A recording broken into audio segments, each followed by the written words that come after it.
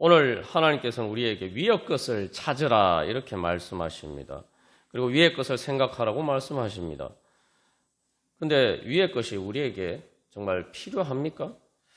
여러분, 하루를 살아가시면서 하늘을 몇 번 쳐다보십니까? 한 번이라도 쳐다보십니까? 예. 근데 낮에는 그렇다 치고 밤에는 또 어떻습니까? 여러분, 밤에 고개를 들어서 여러분 하늘을 쳐다보십니까? 하늘의 별을 보십니까? 이 서울에서는 밤한 눈을 들어서 별을 보려고 해도 별을 보기가 어렵죠. 자, 근데 여러분, 이 실제로 밤에 별만 보고 사는 사람들도 있죠. 그것을 자기 직업으로 삼는 그런 천문학을 전공으로 하는 사람들도 있습니다. 그래서 또 사람들이 많은 돈을 들여서 또 그 망원경을 설치해서 계속 밤하늘을 쳐다봅니다. 왜 밤하늘을 쳐다볼까요? 예? 하늘에 보는 게 우리의 일상의 삶하고 무슨 상관이 있습니까? 여러분, 별을 볼 필요가 있습니까? 별을 보는 게 우리의 일상의 삶과 무슨 상관이 있습니까? 뭐 별을 보거나 하늘을 보는 것과 보지 않는 것이 우리의 삶에 어떤 차이가 있습니까? 뭐 이 질문을 이제 우리가 좀 다르게 바꿔보면은 여러분, 지동설이나 천동설이나 그게 어느 것이 맞든지 그것이 우리 삶하고 무슨 상관이 있습니까? 지동설, 천동설 이런 거 몰라도 돈 잘 벌고 그렇게 할 수가 있죠.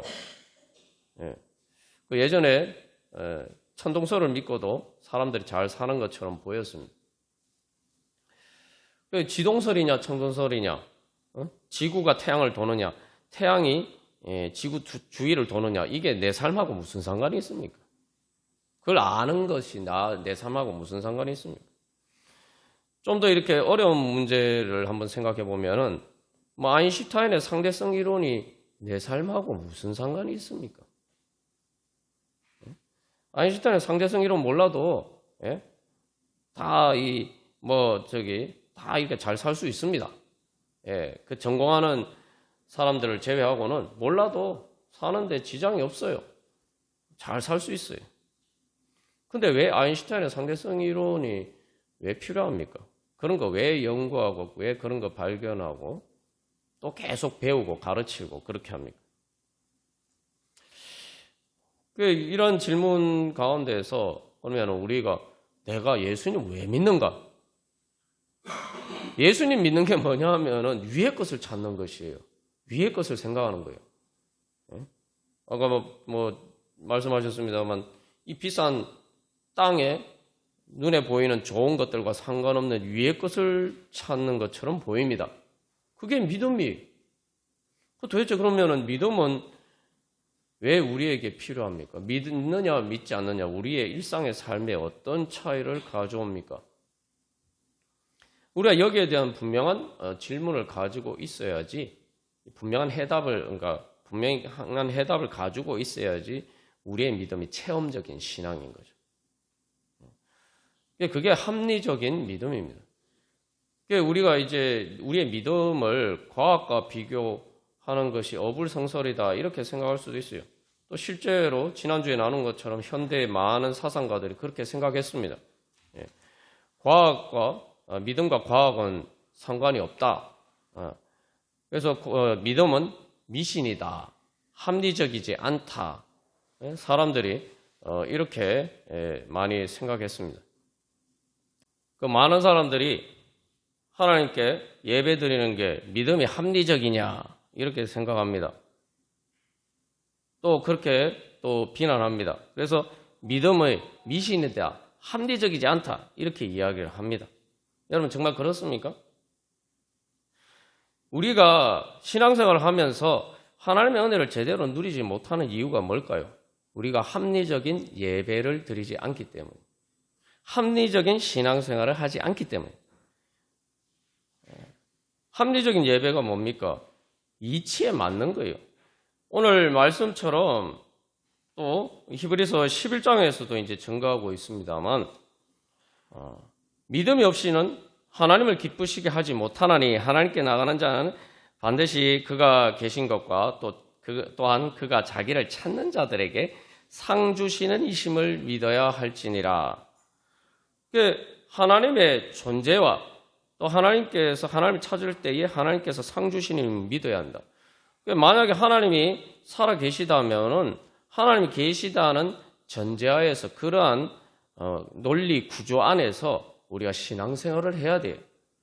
우리가 신앙생활을 통해서 하나님의 은혜를 받지 못하는 이유는 하나님이 살아 계시다는 것을 전제하고 거기에 따른 합당한 논리에 따라서 우리가 신앙생활하고 예배드리지 않기 때문입니다. 하나님이 가족보다 더 중요하냐 이런 이야기를 하지만 하나님이 진짜 살아 계시면은 가족보다 하나님이 더 중요해요. 그리고 하나님을 찾아야 가족도 구원할 수 있어요. 그게 합리적인 예배입니다. 진짜 하나님이 살아 계시다고 생각하면은 순교할 수 있어요. 하나님이 살아 계시고 그 하나님은 죽음을 초월하셔 죽음에서도 우리를 구원해 주실 수 있는 분이니까. 그게 합리적인 예배입니다. 그러니까 우리가 그런 예배를 드리고 그렇게 신앙생활을 하느냐? 우리가 그렇지 않다면 우리는 미신을 섬기는 거예요. 그래서 우리는 믿음 생활을 제대로 하려면은 합리적인 예배를 드리면은 믿음은 운명을 새 창조하는 체험적이고 실종적이고 실용적인 영적인 과학이라고 믿어야 됩니다. 믿음을 통해서 영적인 과학을 통해서 내 삶이 새롭게 창조가 될 수 있다. 내가 죽어도 부활할 수 있다. 그리고 내 몸도 영의 몸으로 부활하고 예수님 다시 오실 때에 새하늘과 새 땅으로 내 모든 이러한 삶이 바뀔 수가 있다. 그리고 뿐만 아니라 그 성령님께서 지금 내 안에 역사를 하시면은 지금 내 지옥 같은 삶도 천국으로 바뀔 수 있다. 내 운명이 바뀔 수 있다. 내가 벗어날 수 있는 운명의 굴레에서 벗어날 수 있다. 그렇게 믿어야 돼요. 그게 합리적인 믿음입니다. 우리가 그렇게 믿지 않기 때문에 믿는다고 하면서도 그 이치에 따라서 신앙생활하지 않기 때문에 우리가 하나님의 새 창조의 역사를 제대로 경험하지 못하고 살아갈 때가 많아요. 우리가 교회에서 그러면 신앙생활을 통해서 뭘 배워야 되느냐? 이 교회는 믿음의 영적인 과학을 배우는 학교입니다, 여러분. 우리가 종종 이것을 자꾸 잊어버리고 있어요. 그래서 이게 단순히 이론만 배우는 게 아니라 실제로 실습하고 체험함으로써 믿음의 진짜 실증적이고 실용적인 것. 그래서 내가 어떻게 믿음에 따라서 사는 그것을 훈련하고 실습하고 체험하는 학교예요. 근데 신앙생활 하면서 학교를 다니면서 잘 배우려면 어떻게 해야 됩니까? 열심히 배워야 되죠. 근데 신앙생활 하면서 열심히 배우지 않으니까 학교를 아무리 다녀도 열심히 배우지 않으면 소용이 없죠. 근데 제가 이게 배워야 된다. 학교 이렇게 얘기하면 또 부담스럽게 생각하실 수 있습니다만 믿음은 믿음만 있으면 내 능력, 인간적인 능력과 아무 상관없이 배울 수가 있는 거예요. 그리고 잘 배울 수가 있고 그리고 이것은 내 능력이 아니라 말 그대로 믿음의 능력은 내 능력이 아니라 성령의 능력입니다. 하나님의 능력을 내가 받는 거예요. 그렇기 때문에 이거는 인간적인 능력과 아무 상관없어요. 상대성 이론과 같은 어려운 과학 이론을 알아도 믿음에 대해서는 무지할 수가 있고 그러나 그런 것을 잘 몰라도 내가 믿음이 있으면 영적으로 지혜로운 사람이 될 수가 있습니다. 그리고 삶을 새롭게 창조하는 그러한 하나님의 역사를 이루어 갈 수가 있습니다. 근데 이제 여기서 그래서 이게 믿음이 결국은 과학이다 이렇게 제가 이야기를 한 것은 믿음을 과학이라고 믿고 그러면 합리적으로 예배를 드리고 신앙생활을 해야 돼요. 그것을 통해서 바로 우리는 실제로 과학을 통해서 많은 사람들이 혜택을 누리는데 우리도 하나님의 복음을 통해서 많은 은혜를 누릴 수가 있습니다. 여기서 이제 우리가 이제 한 가지 배워야 될 게 있어요. 이 세상의 과학자들한테 배워야 될 게 있습니다. 그래서 세상의 과학자들을 보고 저 사람들이 어떻게 과학을 하는지 잘 배워야 돼요. 기본 내용은 다르지만 이 가장 기본적인 틀은 비슷합니다. 그래서 그래야지만 이제 우리도 이 영적인 과학을 제대로 잘 배워서 그렇게 하나님의 은혜를 누리고 활용할 수가 있습니다. 자, 그래서 이게 이제 이 과학이 어떻게 우리의 삶에 영향을 미치느냐, 제가 한 가지 이제 예를 들어 보겠습니다. 제가 예전에 저기 미국에 있을 때에 그 교회에서 저기 중고등부 학생들 이제 그 수련회인데 제가 이렇게 발에다 줘야 되는 그런 일이 있었어요. 그래서 근데 이제 가다 보니까 이제 밤이 됐어요. 근데 이제 예전에 그때만 해도 아직 내비게이션이 저기 그 상용화 내비게이션 아주 요즘처럼 보편 이제 그 정도로 이렇게 보편화되지 않아서 제가 내비게이션이 없었어요. 그러다 보니까 이게 그 미국은 또 이렇게 가로등도 없고 사실 뭐 수련의 장소가 뭐 저기 이렇게 그 사람들이 많이 사는 곳이 아니잖아요. 그 길을 뭐 밤이니까 뭐 제대로 잘 안 보여요. 맑은 칠흑같이 어두워요. 그러다 보니까 이게 저는 그래서 미리 이제 지도를 보고 열심히 이제 주소를 아니까 지도를 보고 열심히 그 길을 익혔습니다만 뭐 길이 많은 길도 아니에요. 그런데도 막상 가니까 못 참겠는 거예요. 그래가지고 그러다 보니까 결국은 그 밤에 그 외진 곳에서 한 뭐 거의 2시간 가까이 헤맸어요. 그러다가 어째 해가지고 또 저기 옆에 길 가서 이렇게 또 물어보고 미국에서 잘못하다 밤에 막 그러다가는 총 맞아 죽을 수도 있는데 다행히 그런 일 없었고 그래서 결국은 찾아서 갔습니다. 자 여기 이제 이게 이제 이런 상황을 실제로 있었던 상황입니다만 여기 사실은 내비게이션만 있었으면은 문제가 간단하게 해결되는 거예요. 자, 여기서 이제 그래서 왜 이런 문제들이 생기냐. 이 한계 상황이기 때문에, 한계 상황. 한계 상황이라는 뭐냐면 내 능력의 한계로 이렇게 통제할 수 없는 상황이에요. 첫 번째, 왜 한계 상황이냐. 내가 가보지 않은 곳이. 그리고 두 번째, 거기에다가 또 악조건이 있죠. 밤이에요, 밤. 밤이기 때문에 제대로 보이지 않아요.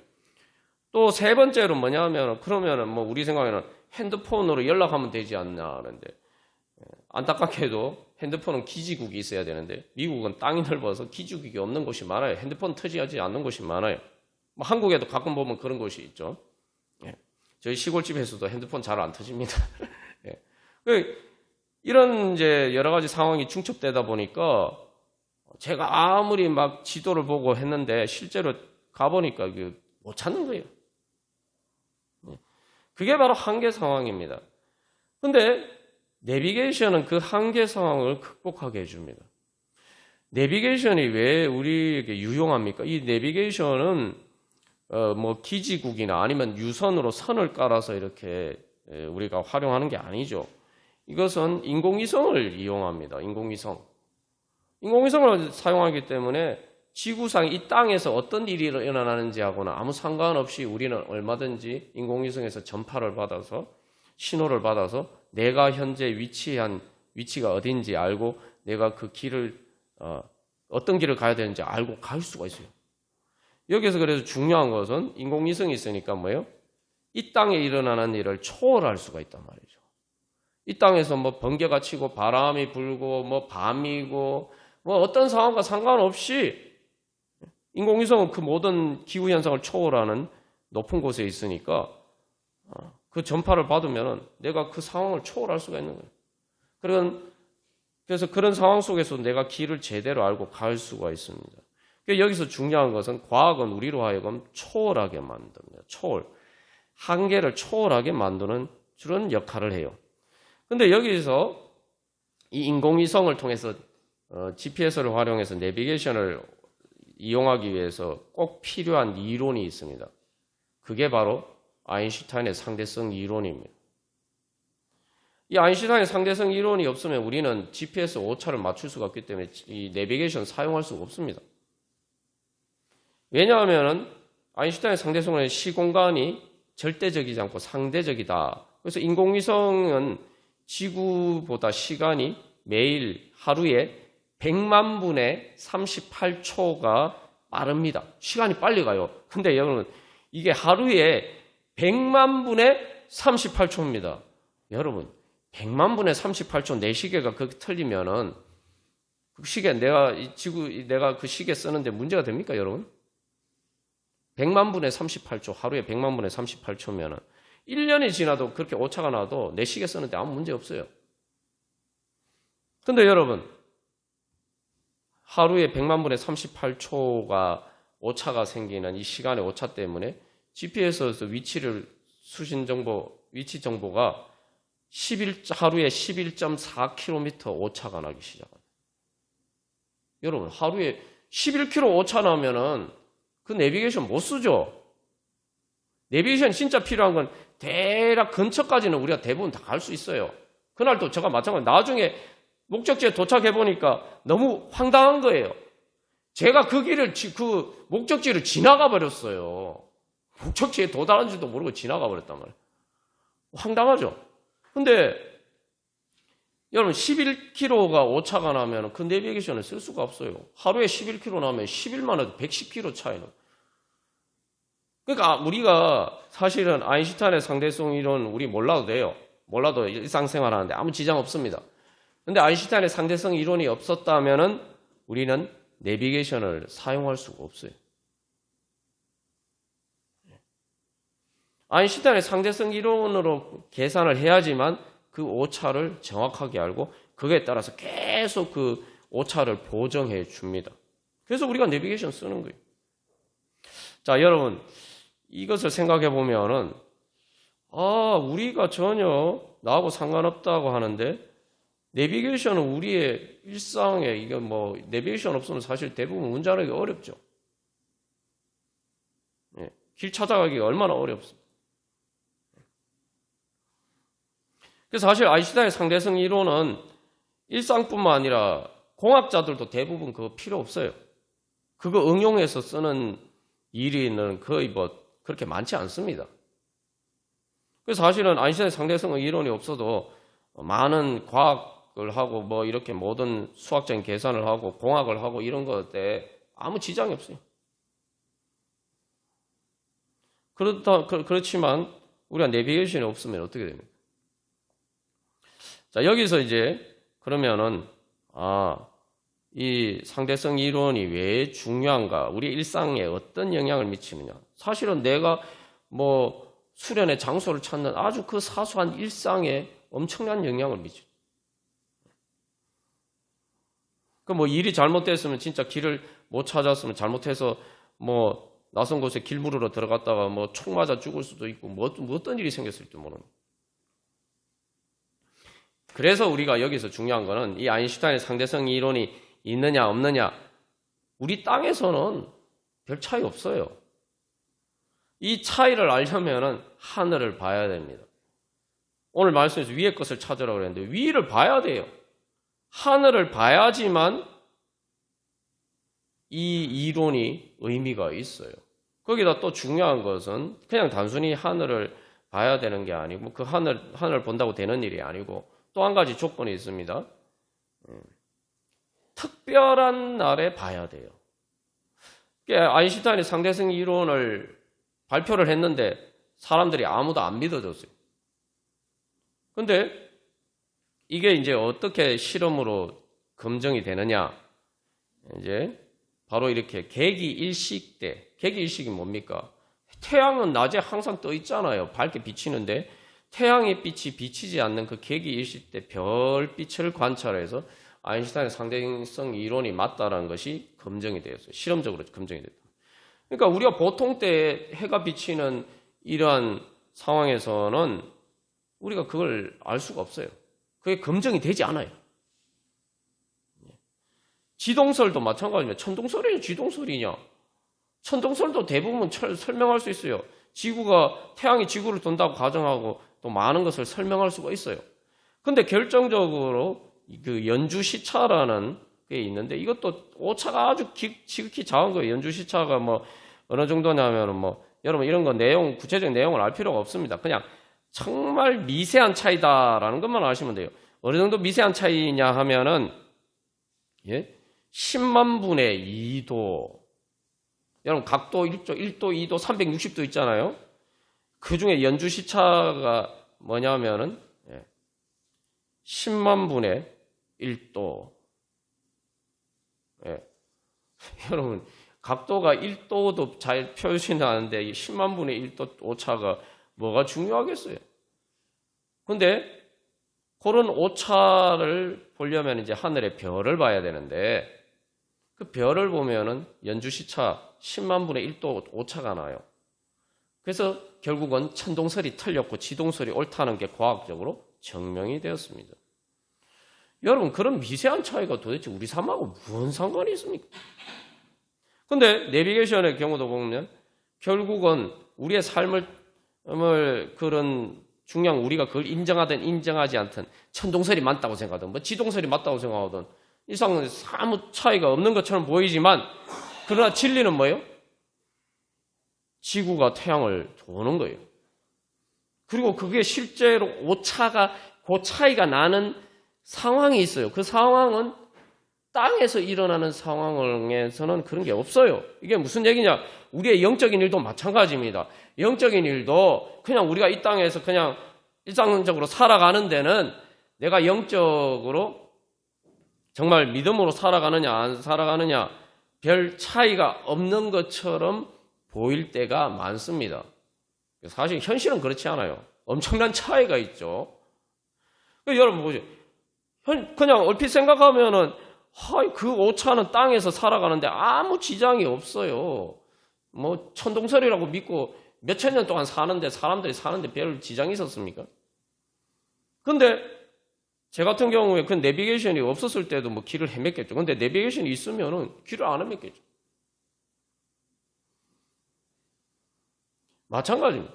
내가 그걸 모를 때는 하나님의 영적인 진리를 모를 때에는 위의 것이 뭔지 모를 때에는 그게 내 일상하고 아무 상관없어요. 내가 예수를 믿든 믿지 않든 뭐 예수를 믿지 않아도 뭐 돈도 잘 벌고 뭐 저기 상대성 이론 같은 어려운 과학도 알고 뭐 그렇게 세상적으로 성공하면서 잘 살 수 있어요. 근데 알면은 그런 후회가 들죠. 아유, 내비게이션이 있었으면 내가 이 고생을 안 했을 텐데. 그 작은 차이처럼 보이는데 그게 내 삶을 완전히 다른 방향으로 이끈다. 영적인 내비게이션과 같은 역할을 하는 게 우리의 믿음이에요. 그래서 우리가 영적인 내비게이션이 필요하기 때문에 위의 것을 찾아야 되는 거예요. 인공위성 같은 하나님께서 성령을 통해서 우리에게 위에서 조명해 주시는 성령의 인도하심이 우리에게 필요한 겁니다. 그거 없어도 잘 살 수 있다고 생각해요. 그러나 그게 있는지 알면은 아이고 내가 그거 있었으면 이런 길을 헤매지 않아도 될 텐데. 근데 결국은 그 오차 때문에 사실은 우리가 인생에서 뭐 장소를 잘못 찾아서 2시간 헤맨 것도 고생이에요. 사실은 밤에 그 애들을 태우고 그 차에서 2시간 동안 헤매니까 제가 얼마나 막 진땀을 뺐는지 몰라요. 근데 2시간 헤매도 그런데 인생길을 헤맨다. 내가 잘 가는 줄 알았는데 나는 지도를 보고 열심히 궁리를 하고 내 미래를 예측해가지고 길을 간다고 갔는데 도착해보니까 막상 길을 헤맨다. 그게 한계 상황 아닙니까? 우리의 미래는 딱 가보지 않은 것이에요. 세상에 지도는 많습니다, 여러분. 제가 이게 그때만 뿐만 아니라 제가 이게 내비게이션 없이 살다 보니까 그때 초창기에 어디 저기 약속 장소가 있는데 어디 뭐 주소만 가르쳐 주잖아요. 가면은 이게 더군다나 낮에는 밤이면은 표지판도 안 보여요. 그렇다고 뭐 길목마다 내려서 표지판 볼 수도 없고. 그죠? 그래서 길을 헤맨 적이 한두 번이 아니에요. 미래도 마찬가지입니다. 우리의 인생의 미래도 마찬가지. 세상에 지도는 많습니다. 근데 중요한 거는 죽음을 넘어가는 지도가 세상의 지도에는 다 죽음이 끝이에요. 세상 지도 아무리 봐도 죽음이 데드엔드. 죽음이 끝이에요. 죽음 넘어가는 길에 대해서는 지도가 없어요. 뭐 그 지도만 그렇습니까? 사실은 뭐 죽음까지 안 가도 사실 뭐 밤이라는 한계 상황. 내가 행복하게 살려고 하는데 학교에서 열심히 과학을 배우고 뭐 상대성 이론까지 배워도 행복하게 사는 법은 안 가르쳐줘요. 아인슈타인도 마찬가지예요. 아인슈타인도 행복하지 않았어요. 가정생활이.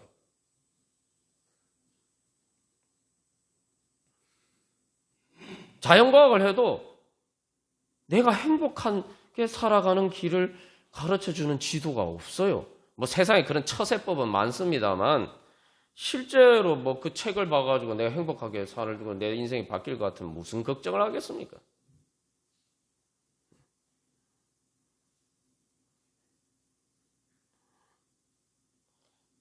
그게 바로 우리의 한계 상황이에요.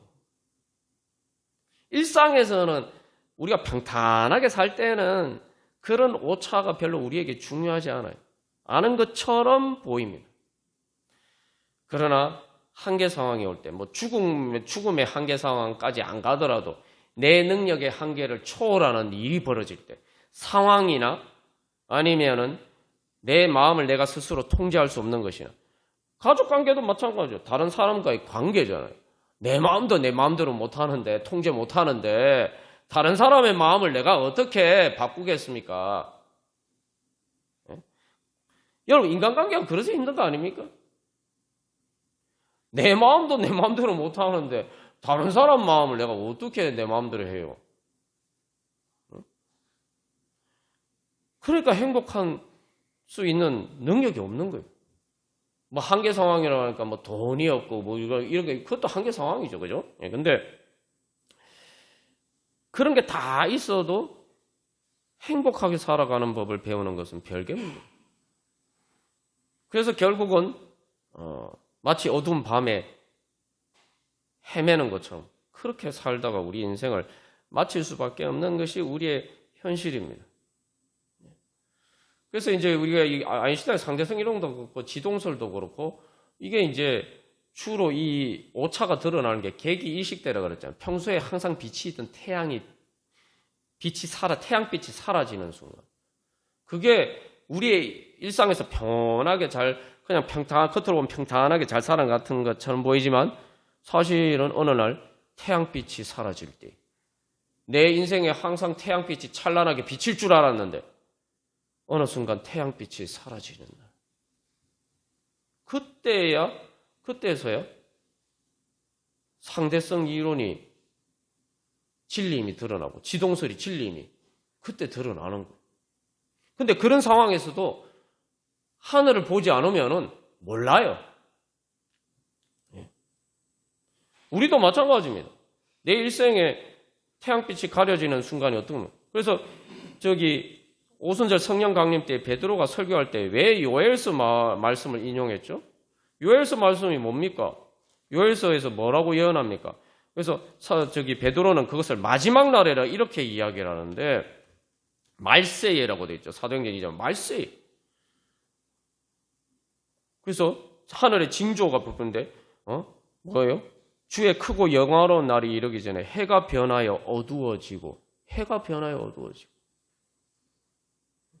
그때에서야말로 내가 예수님을 믿느냐 나를 죽음에서 구원해 주실 예수님이 내 주님이냐 아니냐가 내 삶의 조그만 차이가 아니라 내 삶을 결정적으로 판가름짓는 그러한 오차라는 것을 깨닫게 됩니다. 그런 상황에도 중요한 건 내가 위의 것을 안 보면 그걸 또 깨닫지 못해요. 그게 사실은 인생의 비극이죠. 그래서 우리가 이제 과학자들이 뭘 하느냐? 여러분, 과학자들이 눈에 보이는 걸 하는 게 아니에요. 이게 문제가 참, 과학자들도 문제예요. 과학자들도, 그래서 과학을 하다 보니까 실증주의, 유물론, 이렇게까지 가는 사람들이 많은데, 여러분, 그걸 구분하셔야 돼요. 과학을 하는 것과 철학적으로 그 과학을 어떻게 해석하느냐 전혀 다른 문제입니다. 유물론이나 이런 것은 실증주의나 이런 것은 그 과학하는 것을 잘못된 방향으로 자기가 해석을 해요. 그래서 뭐 리차드 도킨슨 같은 사람은 자기가 유전학 뭐 유명한 과학자라고 그것을 악용해서 자꾸 무신론이 과학적인 것처럼 자꾸 주장해요. 그 사이비입니다. 세계적인 석학이지만 자기 분야에서는 그 생물학에 있어서는 세계적인 석학일지 모르지만 그 사람 사이비예요. 왜냐하면 그것에 근거해서 내가 이런 저명한 과학자니까 이 과학에 따르면 무신론이 맞다 이런 식으로 얘기하는데 무신론 얘기하는 건 철학이에요. 그건 과학이 아닙니다. 근데 자기가 그게 과학인 것처럼 얘기하잖아요. 그 사이비입니다. 철학적으로 뭐 신앙을 떠나서 철학적으로도 그 사람은 사이비예요. 근데 사람들이 그 사람이 유명한 과학자니까 그 사람 말에 많이 경도가 돼요. 제가 말씀드리고자 하는 건 뭐냐면 과학적인 방법을 배워야 된다는 거예요. 과학자들이 어떻게 과학을 하는지 잘 보십시오. 과학자들은 눈에 보이는 현상을 보고 그게 진실이라고 믿지 않는 사람들입니다. 놀랍죠? 우리는 믿으면 눈에 보이지 않는 것들을 보는 거라고 하니까 과학은 과학적이지 않다 이렇게 생각하고 과학하는 사람들은 이거 눈에 보이는 우리가 그런 일을 탐구한다 이렇게 생각하는데 여러분 갈릴레오나 지동설 얘기한 사람들은 눈에 보이는 현상은 태양이 지구 돌잖아요. 근데 모든 사람이 태양이 다 지구가 돈다고 그냥 그렇게 생각할 때 아니다. 지구가 태양을 돈다. 눈에 보이는 현상과 다른 진리를 이야기하는 사람들이 과학자예요.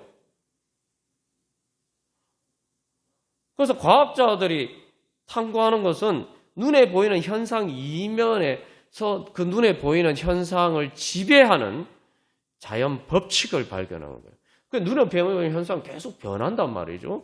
근데 변하는 그 상대적인 현상 이면에 있는 변하지 않는 법칙을 발견하고자 합니다. 과학자들 눈에 안 보이는 걸 탐구하는 사람들이에요. 네? 왜 그렇게 탐구합니까?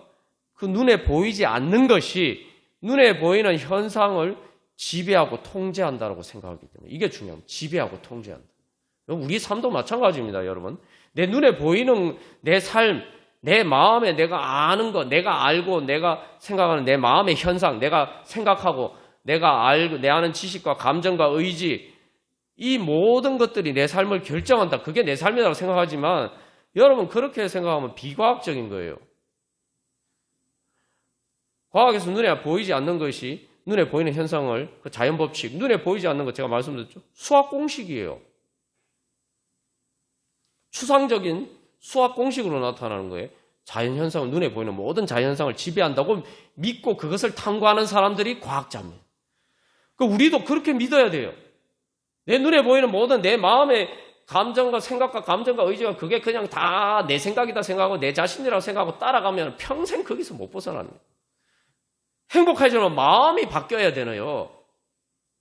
돈이 아무리 많고 건강해도 마음이 바뀌어야만 행복해지지 않습니다. 그럼 마음이 바뀌려면 내 마음을 통제하는 게 뭐냐? 내 마음을 지배하는 게 뭐냐? 그 영적인 거예요. 눈에 내 마음의 현상으로 내가 보지 못하는 내 생각과 감정과 의지를 초월해서 그것들을 지배하고 통제하는 영적인 거를 바꿔야지만 내 마음이 바뀌고 내 마음이 바뀌어야지만 내 삶이 바뀌는 거예요. 그러니까 우리가 다른 사람을 위해서 기도하는 것도 마찬가지입니다. 그 사람, 저 사람 왜 저렇게 이상하게 생각할까? 왜 이상하게 말할까? 자기가 알면 그렇게 하겠습니까? 그러니까 우리가 기도하는 것, 중보기 다른 사람을 위해서 기도하는 것도 마찬가지예요. 그래서 과학자들은 그걸 탐구하는 거예요. 그걸 탐구하는 거예요. 근데 왜 과학자들이 그걸 탐구냐면은 중요한 것은 눈에 보이는 현상은 상대적인 것이기 때문에 시간이 지나면은 사라져요. 그러나 그 변하지 않는 자연 법칙을 발견하면 그것은 영원 불변한 거예요. 우주의 종말이 오기 전까지 그 자연 법칙은 변하지 않는 겁니다. 그러니까 그 자연 법칙을 눈에 보이는 현상에다 그 자연 법칙을 보고 믿고 그것에 따라서 내가 어떤 실험을 하거나 물건을 만들거나 내가 그것에 따르게 되면 그 자연 법칙의 효과를 내가 볼 수가 있다. 내비게이션도 그런 거죠. 그럼 왜 그러면 과학자들이 그걸 하느냐? 이 과학의 가장 큰 이익은 뭐냐면은 미래를 예측할 수 있다는 거예요. 이런 어떤 물리적인 조건이 있을 때, 이렇게 했을 때 미래에 어떻게 될 것인가? 이거 모른단 말이에요, 우리는. 근데 과학을 통해서 자연 법칙을 발견하면 그 자연 법칙에 따라서 이 현상이 움직이니까 우리가 그럼 그 자연 법칙에 따르면 어떻게 될 것이다 미래를 예측할 수가 있어요. 그럼 미래를 예측할 수 있으면 거기에 맞춰서 내가 딱 모든 조건을 내가 할 수 있는 통제를 하면은 성공하는 거예요. 결과가 나오는 거예요. 확실한 결과가 나오는 거예요. 그러면은 내가 어떻게 됩니까? 내 눈에 보이는 현상을 초월하고 통제할 수 있게 됩니다. 지배하고 다스릴 수 있게 돼요. 그게 힘이, 그러면 어떻게 하면 그게 힘이 되죠. 자연 법칙인데 내가 자연 법칙을 알면은, 알고 잘 적용하고 응용하면은 그 자연 법칙이 내 힘이 돼요. 그래서 여러분 사람이 보면은 참 연약한 존재 아닙니까? 동물에 비하면 너무 이거 오감으로 따지면 오감 여러분 잘 이것도 한번 생각해. 오감, 촉각, 후각 뭐 이런 그 이제 감각으로 보면은 사람은 동물들보다 한참 뒤떨어져요. 후각만 해도 여러분 개하고 비교하면 우리가 얼마나 열등합니까? 근데 이 오감은 뭐죠? 눈에 보이는 현상에 대한 감각이에요. 그런 것은 사람은 다른 동물에 비해서 한참 떨어져요. 그러나 사람에게는 어떤 감각이 있습니까? 이성이라는 자연 법칙을 발견할 수 있는 동물이 가지지 못한 그 이성의 합리적인 감각이 있으니까 그것을 통해서 결국은 어떤 거예요? 물질 문명을 통해서 결국은 자연을 지배할 수 있게 되고 동물보다 더 강한 존재가 되죠. 이거 영적인 원리도 마찬가지입니다. 이제 우리는 그래서 합리적인 예배를 통해서 믿음의 과학을 통해서 그래서 내가 이 하나님의 생명의 성령의 법을 깨달아 알고 배워서 그것을 내가 어떻게 적용해서 응용할 수 있는지 그게 바로 그렇게 하게 되면 내가 믿음의 능력을 얻고 그 영적인 능력을 통해서 하나님의 능력을 통해서 내가 죄와 사망의 권세를 이기고 그것을 지배하고 다스릴 수 있는 그런 축복을 얻게 됩니다.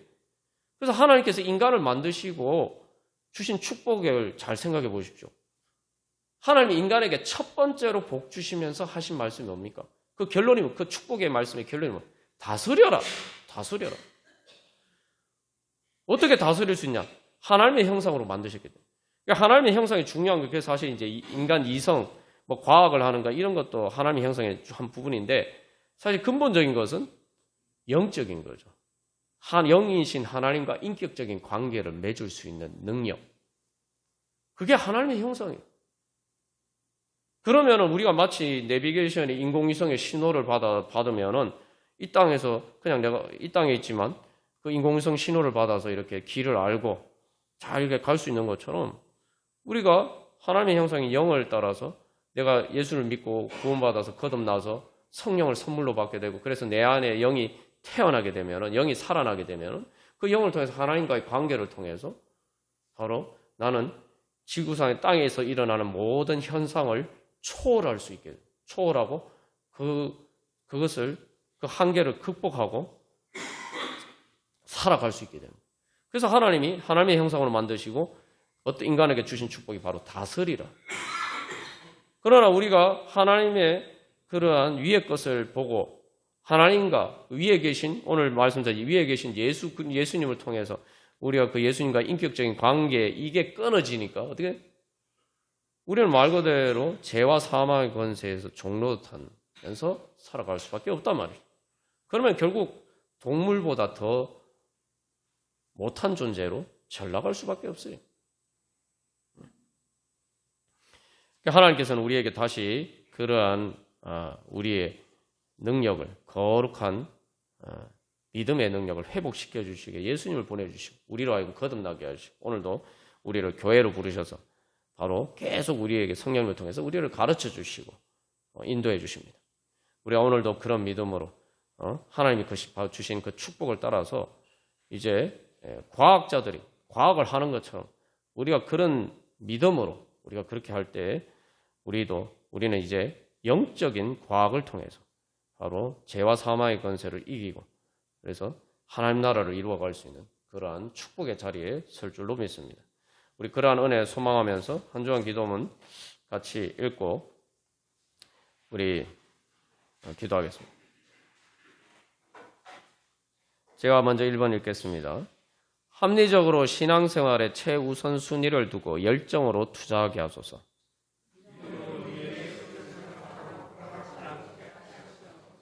말씀의 진리와 성령의 조명으로 육신의 눈에 보이는 현상을 지배하는 영적 현실을 보게 하소서.